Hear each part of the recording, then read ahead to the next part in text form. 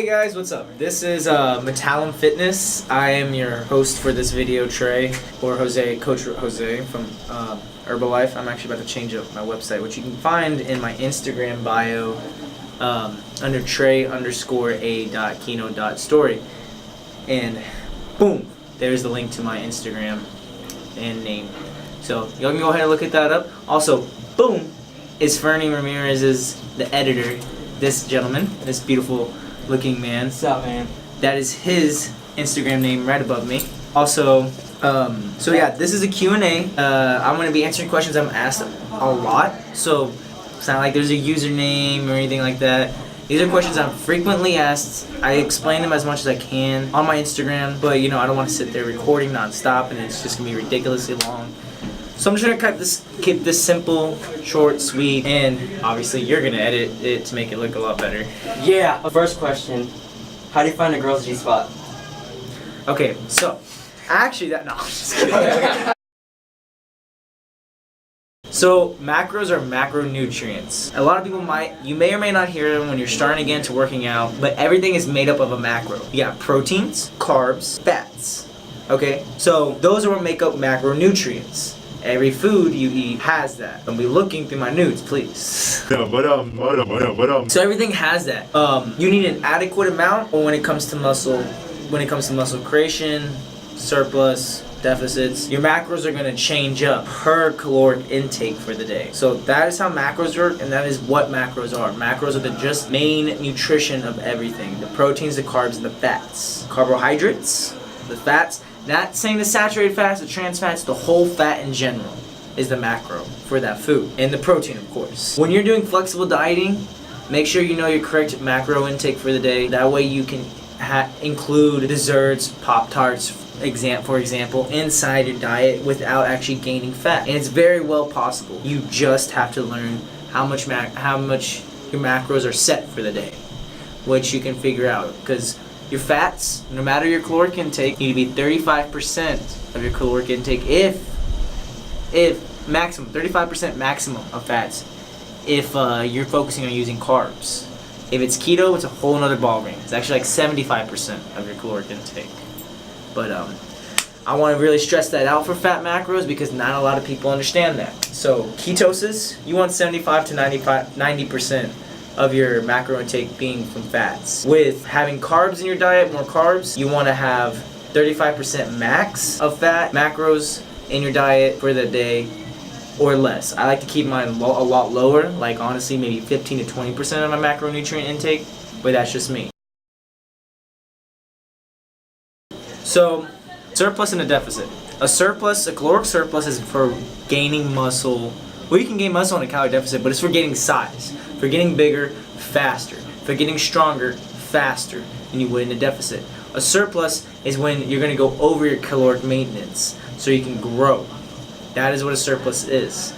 A caloric deficit is you're going to go under your caloric maintenance, your calorie maintenance, the calorie intake for the day. You're going to go under to lose fat, to maintain muscle. You will grow muscle at a slow rate because you're trying to shred fat. So that is what a surplus and a deficit is. The difference is surplus is you have more calories you're intaking of your caloric maintenance for the day, and a deficit is less calories you're taking of your caloric maintenance for the day. So that is a tricky question. That's actually not all possible. The reason I had that question in there is because I've been asked that question and I felt like it was a really silly and dumb question.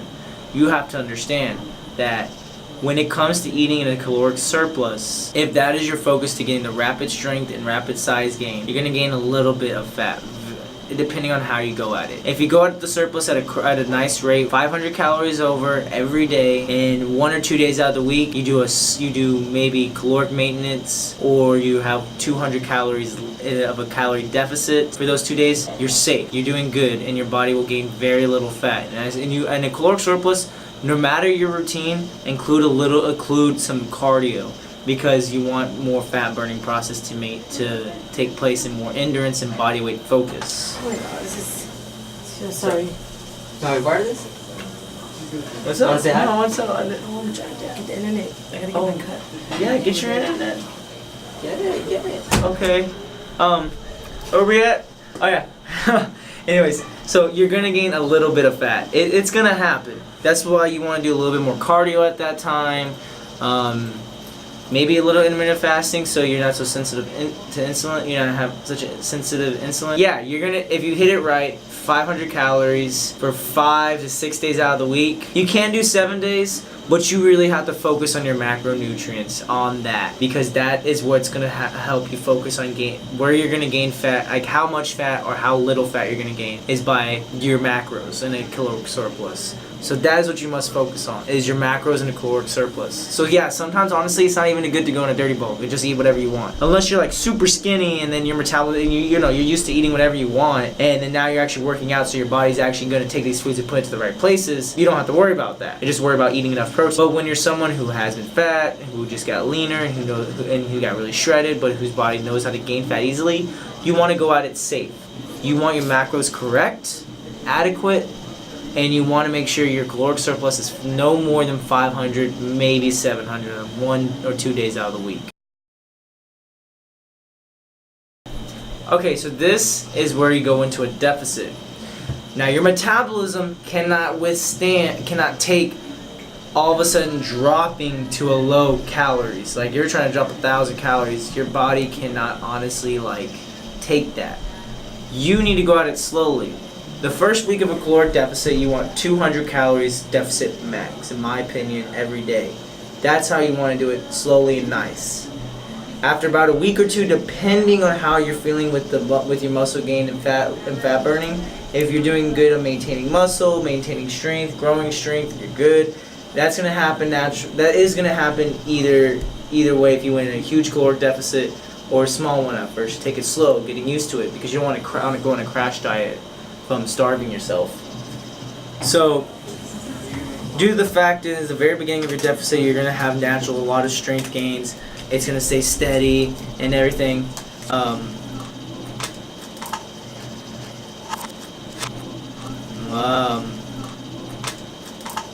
I would say take it slow with going down in your calories due to the fact of that. You want to maintain the strength, you want to keep it growing first 2 weeks so your body's getting used to it.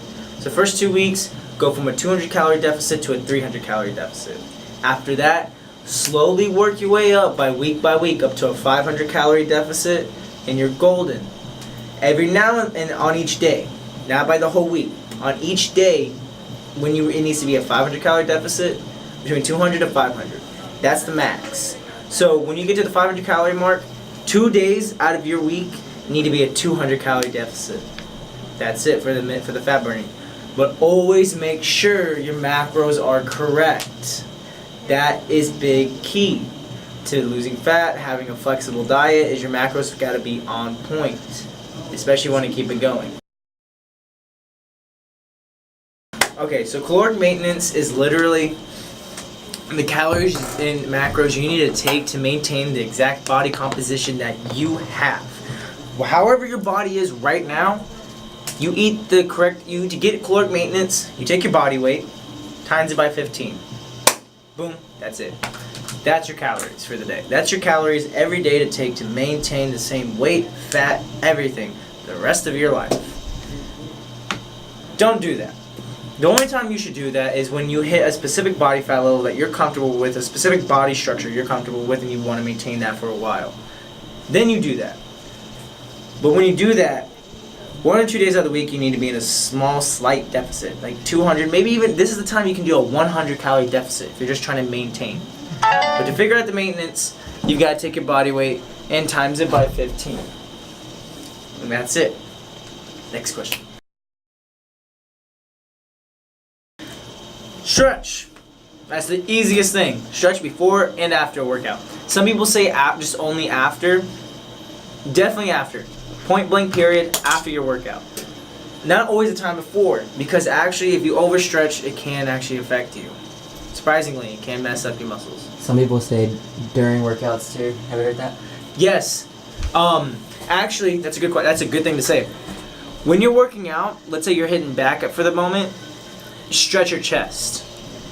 I know as weird as that says, but stretch your chest. Stretch the opposite muscle when you're working out. The reason being is if you're going to work out back, you're not going to stretch out back during your workout.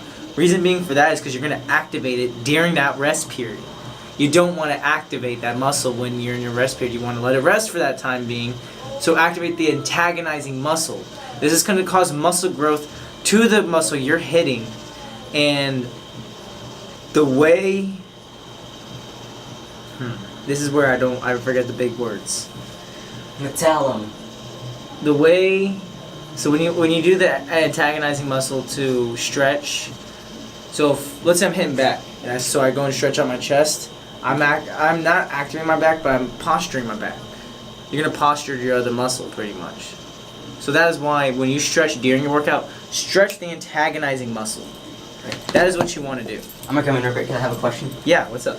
So, what's the question? Alright, so like, basically, so when you're working out your back, you're still using your chest to like, for the posture, like for the form, Yes. or what? Okay, so when you're working out your back and you go into a stretch, you're gonna always want to make sure you're always gonna want. The reason I'm using that is because your back, you're gonna posture your back no matter what you're doing in life. Your back needs to be postured correctly. You don't want to put stress on your lower back, which is easily can be done because our bodies naturally want to relax our abs and our core and use our lower back as a freaking foundation, which you don't need to be doing. Your core is what needs to be activated. But when you stretch your chest, your back gets into the correct posture. So that's why I use that reference. That's why I use that as an example, because it's a perfect example for that, for the stretching during your workout of using the antagonizing muscle.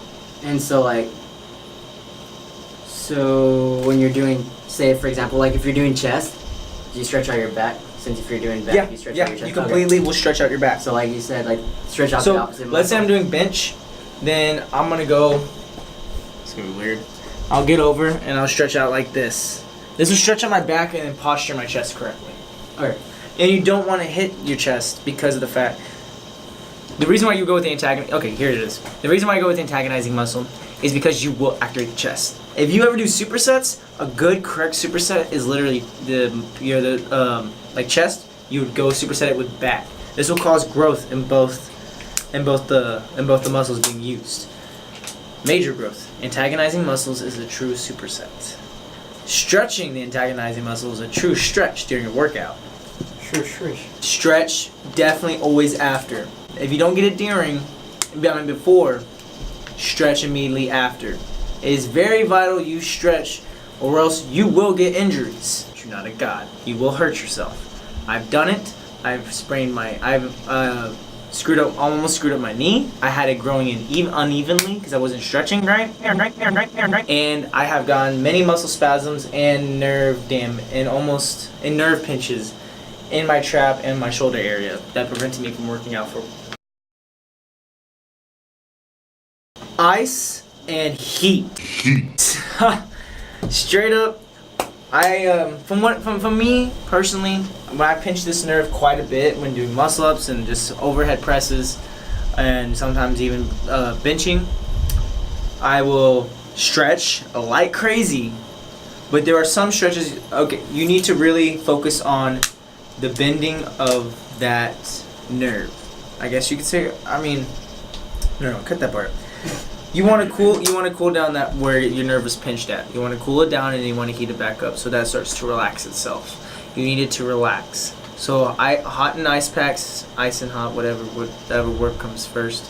I usually just get a Ziploc bag, put ice in it and cool it down, and then I take it off and it relaxes. Now when you go in the shower, also showers will be good for a pinched nerve too. Actually, changing the shower from hot to cold after doing a little rotation timing, like 30 seconds on hot and then a minute, or 30 seconds on cold, vice versa, a minute on hot and then 30 seconds on cold, or vice versa, whichever one, that completely helps pinch nerve and it relaxes the muscle completely. Next question. Is there too much stretching? Or whatever. In better words. Is there such thing as overstretching? Yes, there is. Okay. A lot of yoga people are about to get mad at me. Yoga is a type of working out. The reason I say that is because stretching can be a type of yoga. It creates flexibility and it helps you relax your muscles, as yoga does too. but it's a form of working out. So when you actually do stretch, you are activating the muscles you are about to work out, which is why I said pre-stretching isn't a huge thing. It is good to get a good warm-up, to maybe if you're about to hit some bench, get some bands and stretch, activate your chest a little, warm it up, but you don't always have to stretch before. You just want to loosen your body up.